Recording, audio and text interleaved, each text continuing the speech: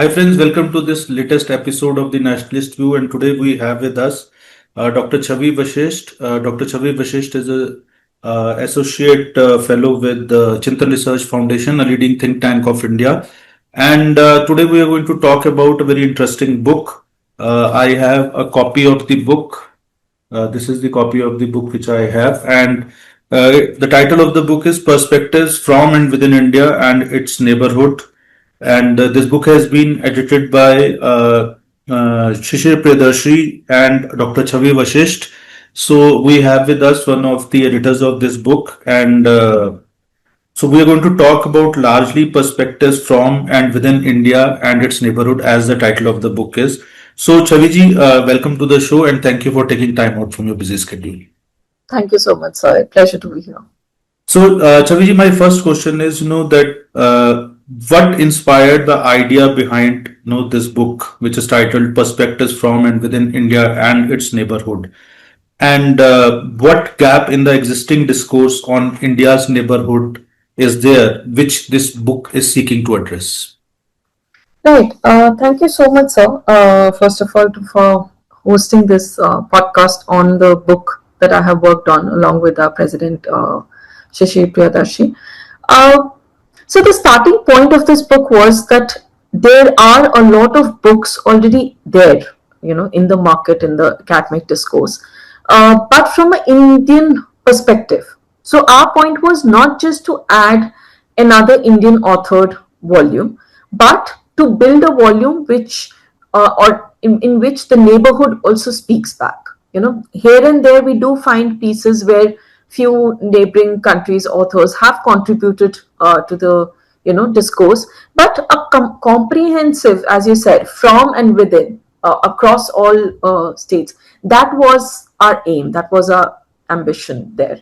From ambassadors, journalists, researchers who all have lived those realities from very close up. And most of the edited volumes, as I said, just had very few here and there chapters. We wanted to close this gap, having one, for example, a Bhutan chapter from Indian side by Ambassador Ruchira Kamboj, and then a Bhutan chapter from the Bhutanese perspective by Kinle Dorji, who is a journalist there. So we wanted to, a bridging point where both the perspectives can come together in one place. So thereby we structured this book in a way that there are three sections. The first two sections are about this interplay or this country-specific perspective on how they are tracing the historical legacies or domestic transitions or whatever security compulsions they have. Even, for example, China's expanding footprint in the region. Both perspectives simultaneously. So I think that is the USP of this book, that you can read Indian side and the neighborhood side. And this is actually what we had aimed to achieve. Not for all countries we could do so. For instance, we did not get a Maldives perspective or a Pakistan perspective, but largely we did try to have a comprehensive book. Another gap I would say that we have tried to address is a shared regional narrative. Often and not we say that, SAARC is not functional. So maybe South Asian countries are not functioning together. But in the third section, specifically to say so, we have chapters on economic integration, security perspectives, climate change, energy transition, gender-related issues, maritime cooperation, civilizational connect.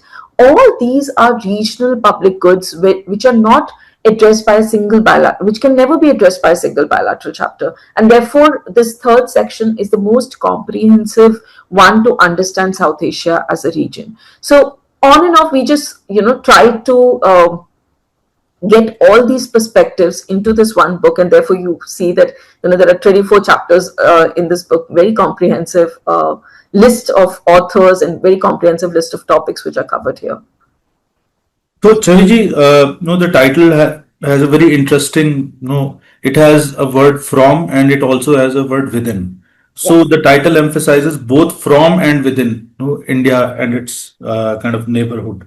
So how does this dual perspective help readers, to get a better understanding of the political, strategic, and civilizational dynamics of South Asia? In a nutshell, if you could decode what is the significance of this from and within? Yes.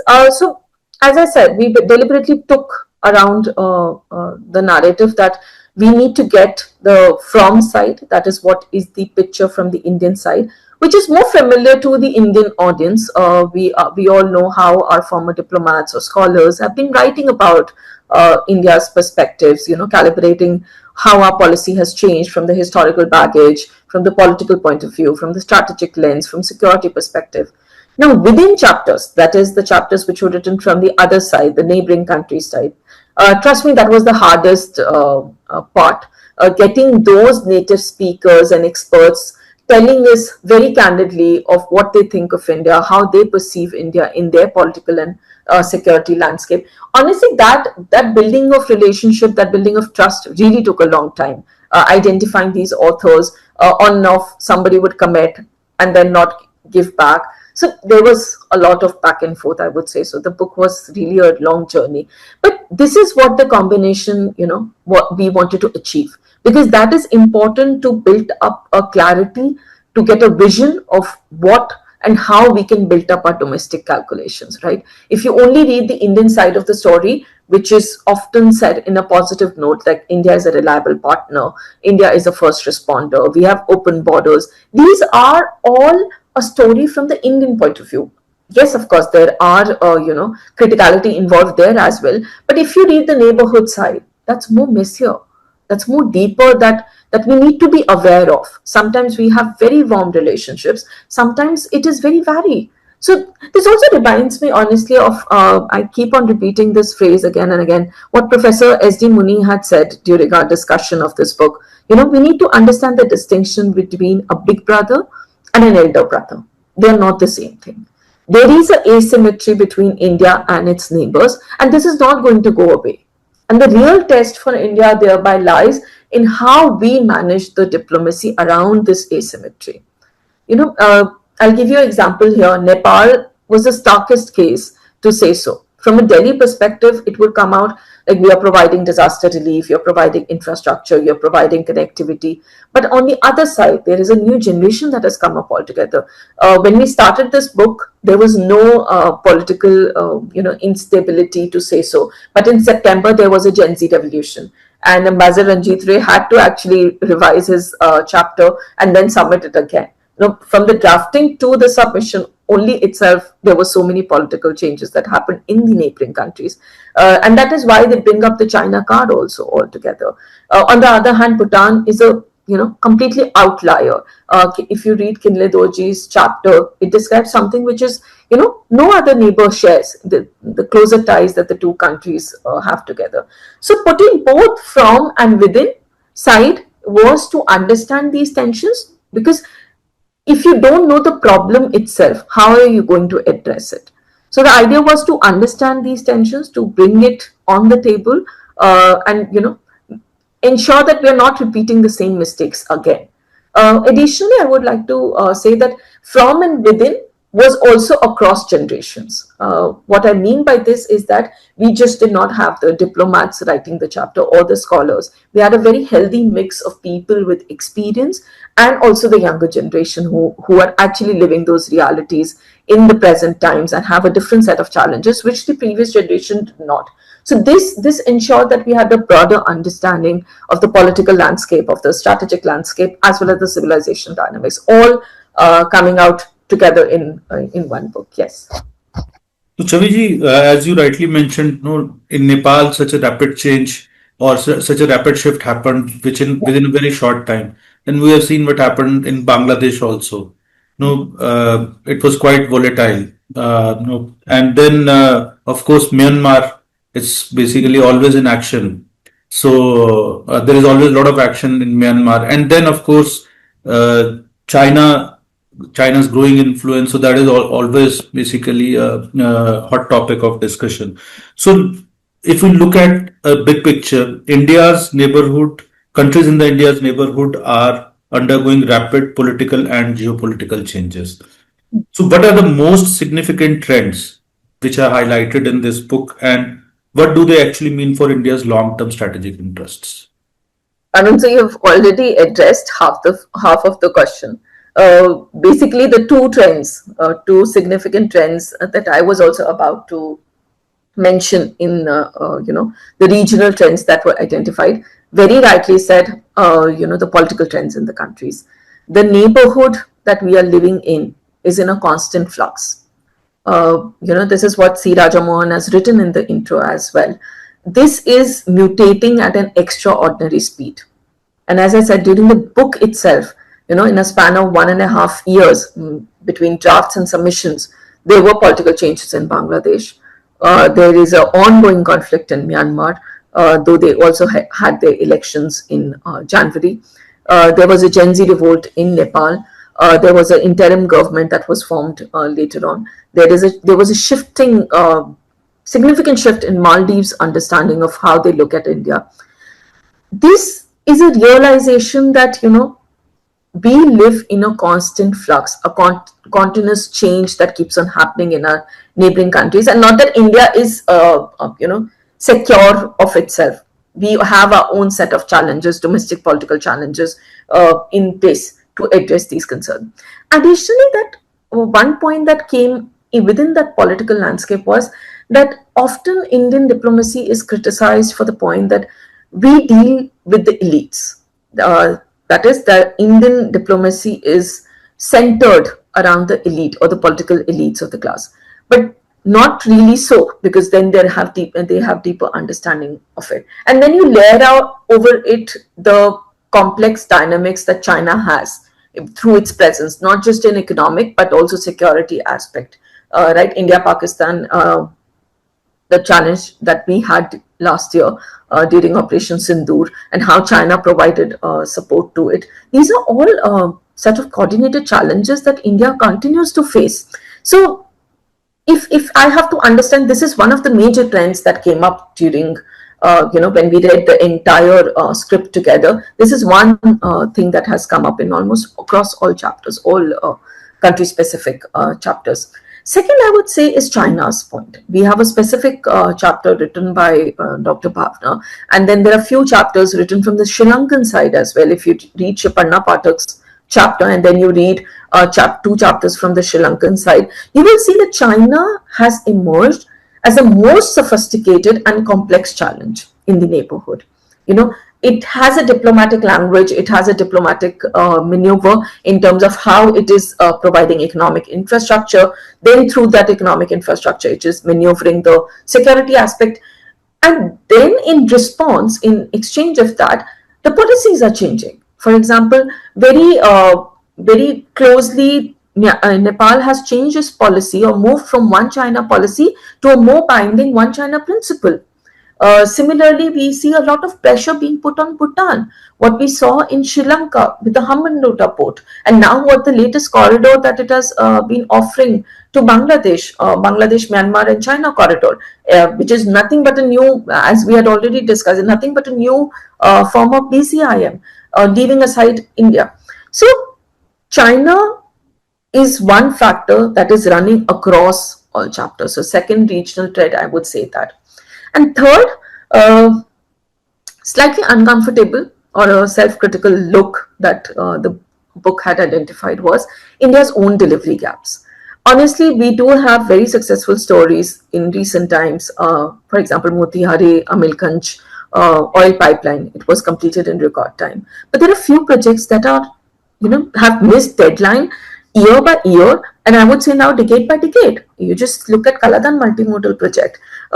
Started way long back, conceptualized in 69, 67, started in 2008-9, and yet the deadline is now for 2027 because we have missed so many deadlines previously. So, of course, there are other reasons, but this gap is what Beijing has filled for these neighboring countries. The speed at which it has delivered, the financing that it has made look very attractive, though in reality it has a far-reaching consequences. But I think this has a very large implication, strategic implication for India, that you cannot function in a static environment. You are in a very complex, dynamic environment, and you need to keep on changing it. You need to keep the pace up with it. So the response to it has to be continuous, has to be functional. And within this, if you ask me what areas India should focus on, is connectivity. This the foremost thing, may it be in a physical form of connectivity or a digital form of connectivity. Second, I would say youth engagement. We have seen Gen Z revolts in Nepal. We have seen Gen Z revolts in Bangladesh. A slight version of it was also seen in India very recently. Then the narrative presence of how we are being perceived in the neighboring countries, rather than just very, high level outreach, which are done very periodically. If you go through Ambassador Bhatia's very recent article, that how foreign ministers should visit these individual states year on year, and then by the end of the year there should be a conclave where all these neighboring leaders are coming together to discuss the issues. This may not be a political setup, but a very social and where you can capitalize on it. So these are, I think, larger points where India can really work on to build up its strategic leverage. Yes. So, to take this further and to build upon your answer. So, how do you see a very specific question which I want to ask, that how do you see India's role as a net security provider in this region? See, in our book, we saw that they were very. Is India actually interested in, of course, in Bhutan, we are a net security. So the fundamental question is that whether the Indian foreign policy doctrine or the Indian, strategic affairs doctrines. So are they looking at this possibility of being a net security provider, especially though the book had come much before the West Asia conflict had begun, the Iran conflict had begun. But if I also add the contemporary context, because this book has become actually even more relevant now, no, because it has addressed some of the fundamental questions which might not have been very significant in the common public discourse at that time, but now post Iran conflict, it's a different kind of a public discourse also which is happening. So, do you see, how do you, in this whole context, how do you see India's role as a net security provider? Certainly, sir. I mean, very rightly that you have pointed out that now, not before than ever, but now is the time that you look at how India is being a net security provider, especially after the Iran crisis. India's leverage comes from the point that it is very geographically and structurally embedded to these neighboring countries. Not by just sentiment, not just by civilization, but the point that you have raised from the security point of view. This net security provider is a term which is not just used in our foreign policy, if to say so, in the neighborhood first policy or Act East policy or Mahasagar policy, wherein you have repeatedly emphasized that India is a net security provider, may it be in the disaster response, may it be in the vaccine distribution. During COVID-19, we saw how India responded, was the first responder, and even in the maritime sector. There are all the contributions that we see in this book also, several contributions from different vantage points. They note that India's image as a first responder is something that it has delivered on. It is not something that India has not delivered on. But the problem is that how it is sometimes received. Sometimes it is not looked as assistance but intervention. That point, I think, needs to be kept in mind before any assistance is given. India providing the security aspect, not just in terms of disaster response or maritime, has to be given in a way that India is an equal partner to those countries. I think that perspective, that narrative is something that needs to be built upon. And I would say that, Meenakshi Lekhiji's chapter, if you read the afterword, she has tied up this entire volume to say so in a very forward-looking way, that India has the capacity to lead the region via inclusive growth, via environmental sustainability, responsibility, and enduring people-to-people ties. And this all the things come together when we talk of security being provided. This is somewhere we have to realize that what are the lessons or privileges, or not exactly privileges, but leverages that we have not utilized effectively, particularly the soft power, especially what chapters had focused was on education, scholarships. These are something that India has the potential and the capacity to provide, and these neighboring countries need that. So security, I'm just taking that term away from defense perspective, but to a larger perspective where you have human security, you have physical security, you have maritime security, combining all the security aspects together. I think India has the capacity to lead, and India has been delivering, but more needs to be done. And here it is very important again to keep the perception in mind. How we are building those narratives, how we are building those perceptions, that is certainly very important. So, that brings us to our last question. I have gone through the book, I've read the book, and I find that, as I just said in the last question, that now in the changed geopolitical situation, so it is not only relevant for scholars or students of international relations, it is also, relevant for everybody who wants to have a handle on understanding of the geopolitics. Because unless you know your own neighborhood, so you cannot have a comprehensive, a holistic geopolitical perspective. But if we have to take a central message of overall from all the, because when you edit a book, when you get different writers from diverse backgrounds to write, so there is always a common central message or a common central theme. So what exactly is the central theme of this book? Right. So, as you said, sir, we wanted to make a book or compile a book which acts as a reference book. See, we are in a constant changing environment of our neighboring countries. It's constantly changing, even in Indian side. But we wanted that some ideas, some trends can be identified, and that can make the whole story come together. So one message that I would say that this book aims to give, and that comes from the title itself, that perspective matters. It is more and very important than any prescription that we give. So it is a perspective that matters. We deliberately made an editorial choice that we would not compile a set of solutions. We would not have any prescriptions on what is applicable, because nothing is applicable uniformly across the region. It's not a one size fit all. The politics is not linear. The local context and specificities are completely different. So to keep in touch with the reality, there is no one size fit all.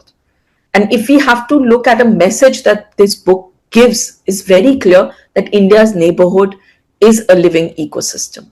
And you have to continuously read it, you have to continuously understand it, that how India is surviving and engaging with all these neighboring countries. We had actually, when we conceptualized the book, and the introduction has it, Atal Bihari Vajpayee ji's very old line, which still holds very true, is that you can change your friends, but you cannot change your neighbors. And this geography is permanent. This is the real and the only real strategic edge that is available to India, and how we can, politically reimagine our neighborhood and engage with it. We are already seeing a time when all this is changing so rapidly for us, whether it is Myanmar's president, whether it is Nepal's own political new party under Palindra Shah. This is continuing to unfold. Then I would also put to a perspective that we have civilizational threads. Yes, there is Roti Beti Rishta, there is shared history, there is open borders. These haven't gone anywhere, to say so. But simply new things have joined, new forms of connectivity have joined, the modern ones, that is the youth engagement programs, the digital payment systems, the clean energy grids, the railway lines. All these are very significant, very important in our today's neighborhood, on today's neighboring countries, to say so. And for India, I would say the key takeaway is that please carefully listen to what the neighborhood is saying, the perceptions that are built there. This neighborhood is not a foreign policy challenge that India has to manage. It is actually the strongest and the most, I would say, natural foundation that India has. If India is aiming for the global south, to lead the global south with credibility, with shared prosperity, that it says under the Mahasagar policy, then this is the starting ground. We need to build things permanent here. We need to ensure that we have a neighborhood which is not challenging India but growing in together with India, and that then we can claim that okay, we have the ground for the global south. So I would say that the larger message is perception matters, what you are being perceived as matters, and that should be the key focus. The narratives that we are sending across the neighboring countries is certainly very important. Thank you, Chaviji, and for taking time out from your busy schedule and sharing all these thoughts. All the best, not only for this book but also for the your next one. You are quite prolific. Your articles also appear regularly in national and international publications, and we are looking forward to your next book. And a brief description of the book will also be there in the description box of this video. So do share your comments, and thank you viewers for watching. Thank you, Chaviji, once again. Thank you for joining the Thank you show. so much, sir. Thank you.